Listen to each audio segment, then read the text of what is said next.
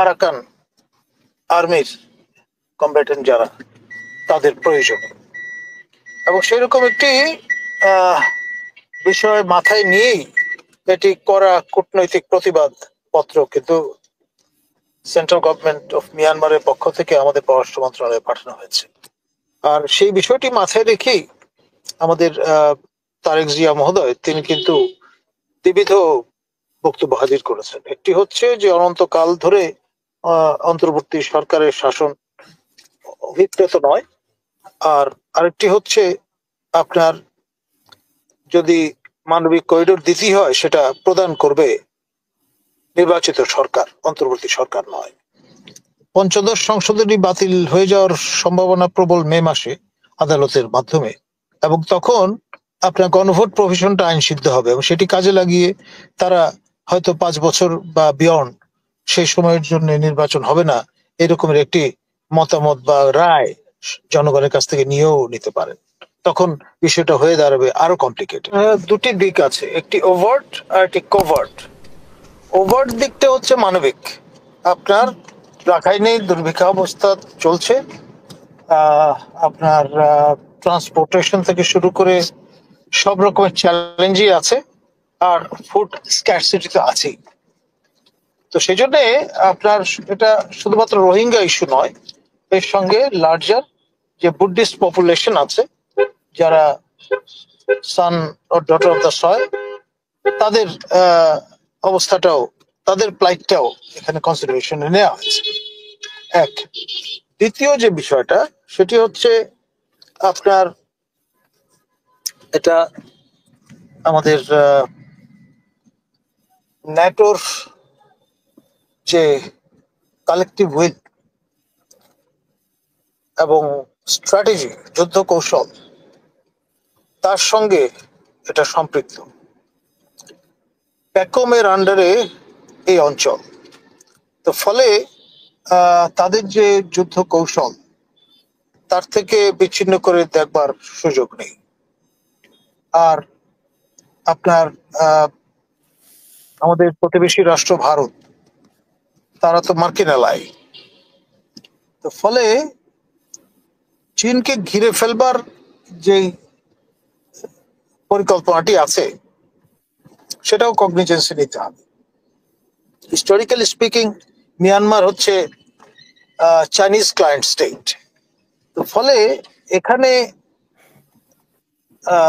রাখাইনে এখন যে অবস্থাটা, মূলত আরাকান আর্মি প্রায় 90% এলাকা তাদের ডিফ্যাক্টো পজিশনে আছে, আর সেন্ট্রাল গভর্নমেন্ট এখানে আপনার struggling hard to cling on to the rest of 10% landmass. তো ফলে এখানে একটা যুদ্ধাবস্থা চলছে। রাখাইনের আপনার স্থলভাগ মূলত আরাকান আর্মির নিয়ন্ত্রণে, কিন্তু এয়ার সুপিরিয়রিটি, নেভাল সুপিরিয়রিটি দুটোই কিন্তু সেন্ট্রাল গভর্নমেন্টের। এখন আমরা এই বেলিজারেন্ট দুই পক্ষের এক পক্ষের সঙ্গে মানবিক কারণে অফিসিয়ালি যুক্ত হচ্ছি, আর যেই সামগ্রীগুলো যাবে অনানুষ্ঠানিকভাবে যেটি জানা গেছে, বিজিবি এগুলো আপনার একেবারে কন্টেইনার বাই কন্টেইনার পরীক্ষা নিরীক্ষা করবে না। ফলে ব্যাপারটি কি দাঁড়াচ্ছে, আপনার যথেষ্ট সন্দেহের কারণ থেকে যাবে যে মানবিক সহায়তার পাশাপাশি আপনার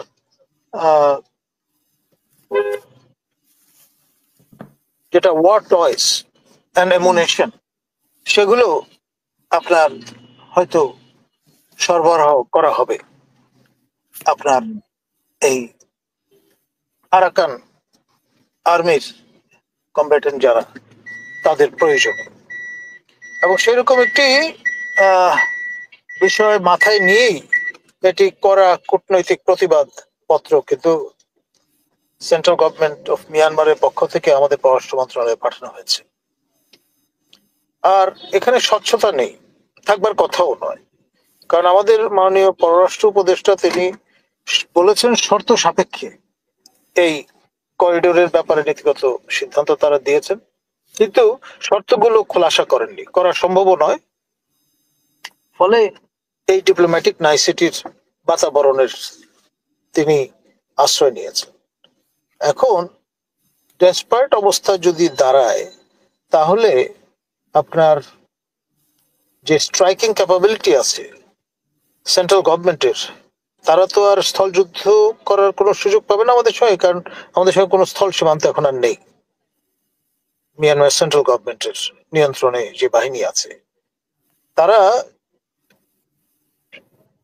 ক্ষুব্ধ হলে আপনার এয়ার স্ট্রাইকে যেতে পারে, এবং এয়ার স্ট্রাইক আপনার শুধুমাত্র যে চট্টগ্রাম রিজিয়নে সীমাবদ্ধ থাকতে পারে তা নয়, ক্যাপিটাল সিটিও আক্রান্ত হয়ে যেতে পারে। এবং সেরকম একটি অবস্থায় এটার নানান রকমের দিক আছে। একটা হচ্ছে, আমরা অনেকেই হয়তো বলবো যে যুদ্ধকালীন সময়েও নির্বাচন আয়োজন করা গেছে এবং সেই নির্বাচনে উইনস্টন চার্চিল পরাজিত হয়েছিলেন, সেটি তো সেই দ্বিতীয় বিশ্বযুদ্ধ আমলের কথা। এখন বাংলাদেশের মতো একটা সফট স্টেটে আপনার অ্যাক্ট অফ গড কিংবা যুদ্ধকালীন পরিস্থিতি তৈরি হয়, আপনার এই নির্বাচন প্রপঞ্চটি হয়ে দাঁড়াবে চিমেরার মতো, অর্থাৎ মরিচিকার মতো বিভ্রমে রূপান্তরিত হবে। ফলে সামগ্রিকভাবে পরিবেশ পরিস্থিতিটা আপনার কারো নির্দিষ্ট নিয়ন্ত্রণে থাকবে এমনটি মনে করার কোনো কারণ নেই। আর সেই বিষয়টি মাথায় রেখেই আমাদের তারেক জিয়া মহোদয় তিনি কিন্তু বিবিধ বক্তব্য হাজির করেছেন। একটি হচ্ছে যে অনন্তকাল ধরে অন্তর্বর্তী সরকারের শাসন অভিপ্রেত নয়, আর আরেকটি হচ্ছে আপনার যদি মানবিক করিডোর দিতেই হয় সেটা প্রদান করবে নির্বাচিত সরকার, অন্তর্বর্তী সরকার নয়। ফলে বার্তাটি পরিষ্কার। জামাতের পক্ষ থেকে আরো এক ধাপ অগ্রসর হয়ে তারা বলেছেন যে তারা রোহিঙ্গা মুসলিমদের জন্য একটি স্বতন্ত্র রাজ্য বা রাষ্ট্র কায়েম করতে চান, সে অভিলাষ তাদের আছে। তো ফলে খেয়াল করে দেখেন, সে এই যে নানান রকমের কম্পিটিং প্যাকেজ হাজির করা হচ্ছে, এটার দায় কিন্তু সরকারকেই বহন করতে হবে at the end of the day। এবং সেটি করতে সরকার প্রস্তুত আছে কিনা, অথবা এই ইনভলভমেন্টের দোহাই দিয়ে শেষ অব্দি যেহেতু জনগণ চায় সরকার অনেকদিন ক্ষমতায় থাকুক, সেরকম একটি পরিস্থিতিতে পঞ্চদশ সংশোধনী বাতিল হয়ে যাওয়ার সম্ভাবনা প্রবল মে মাসে আদালতের মাধ্যমে, এবং তখন আপনার গণভোট প্রভিশনটা আইন সিদ্ধ হবে এবং সেটি কাজে লাগিয়ে তারা হয়তো 5 বছর বা বিয়ন্ড সেই সময়ের জন্য নির্বাচন হবে না এরকমের একটি মতামত বা রায় জনগণের কাছ থেকে নিয়েও নিতে পারেন। তখন বিষয়টা হয়ে দাঁড়াবে আরো কমপ্লিকেটেড। ধন্যবাদ। তাহলে কি নির্বাচন পেছানো বা একটি ঘটনার তৈরি করা বা যে কোনো পরিস্থিতি ক্রিয়েট করার জন্যই এই ধরনের কাজ করা, নাকি এর পেছনে অন্য কোনো উদ্দেশ্য আছে সরকারের? মানে সরকারের আসলে এখানে লাভ কি যে করিডোরটা দিয়ে? মানে দেখুন, সম্প্রতি আপনার আল জাজিরার মতো একটি পপুলার মাধ্যমে আমাদের মাননীয় সরকার প্রধান ইন্টারভিউ দিয়েছেন। একেবারে অকপটে তিনি যে কথাগুলো বলেছেন তার থেকে যথেষ্ট ক্লু কিন্তু পাওয়া যাচ্ছে। তিনি বলেছেন যে অন্তর্বর্তী সরকার অনেকদিন ধরে ক্ষমতায় থাকুক, সেটি জনগণ চায়, এটি তাদের প্রত্যাশা।